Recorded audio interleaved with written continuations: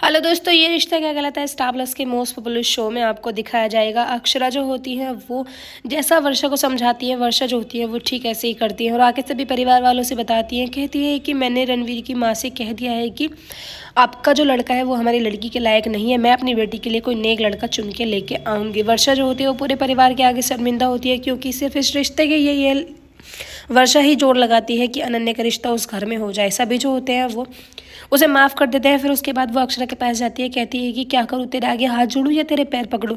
तभी वर्षा जो होती है वो रिक्वेस्ट करने लगती है। अक्षरा का दिल बहुत बड़ा होता है, अक्षरा उसको माफ़ कर देती है। फिर दोनों एक दूसरे को गले लगा लेती है। अक्षरा कहती है कि मन तो ऐसा कर रहा था कि तुझको थप्पड़ लगाऊं, लेकिन फिर लोग ये कहते कि सब अपनी भाभी को पीट दिया अक्षरा ने, फिर मुझे ही बदनाम कर दी। इसके बाद दोनों जो होते हैं वो थोड़े थोड़े इमोशनल हो जाते हैं। कहते हैं कि हम दोनों आपस में एक दूसरे को इतना नहीं समझ पाए। तभी वर्षा कहती है कि तू तो हमेशा अच्छा ही करती है, लेकिन तुझे लोग स्टार्टिंग में थोड़ा गलत समझते हैं और मैंने भी यही गलती की, जबकि मैं तुझे हमेशा समझाती रहती हूँ। फिर तभी ढोल बजने लगता है। सभी जो होते हैं वो ढोल नगाड़ों के साथ डांस करने लगते हैं। अनन्या बहुत ज़्यादा खुश होती है, उसको लगता है कि उसके सर से बहुत बड़ा बोझ जो है वो हल्का हो गया है।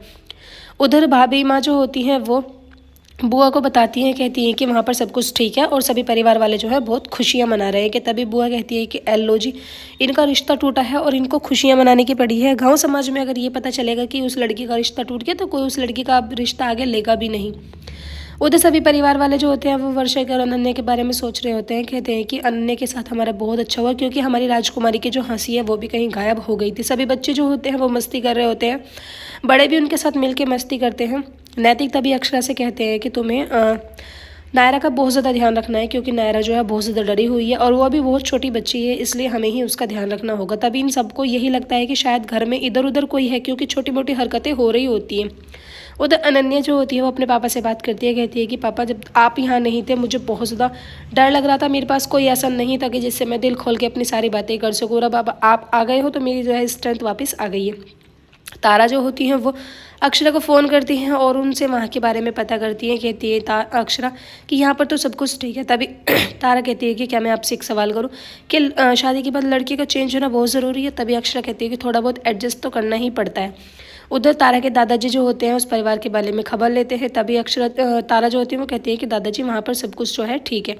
नैतिक नायरा के पीछे पीछे जाते हैं, क्योंकि वो डरी हुई होती हैं। जैसे ही वो पलक झपकते हैं कि तुरंत जो नायरा होती है वो गायब हो जाती है, क्योंकि दो आदमी होते हैं जिनके फेस जो होते हैं वो कवर्ड होते हैं ब्लैक कलर के कपड़े से, और वो नायरा को बेहोश करके बेड के नीचे छुपा देते हैं।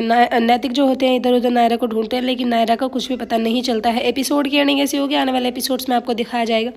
नायरा को ढूंढने के लिए पुलिस तक इनके घर पर आ जाती है, लेकिन नायरा की कोई खैर खबर नहीं मिलती है, बल्कि जो गुंडे होते हैं वो पुलिस के अवतार में आके ही नायरा को उनके घर से उठा के ले जाते हैं। किसी को ये समझ नहीं आता है कि आखिर उनकी बच्ची के साथ हो रहा है तो क्या हो रहा है। वीडियो अच्छे लगे लाइक